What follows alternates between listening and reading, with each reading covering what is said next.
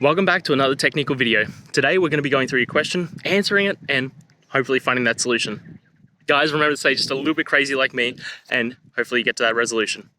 Now, let's continue on.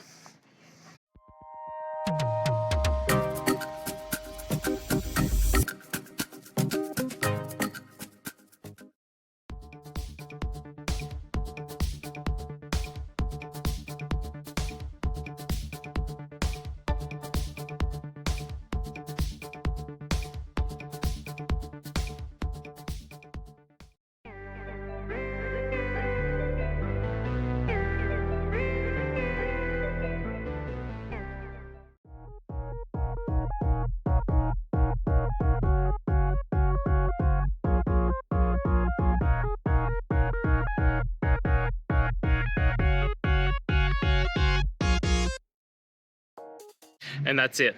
I hope this video has helped you get through to that resolution that you're looking for. If it did, please hit subscribe. And until next time you need technical help, I hope you have a good one. Cheers.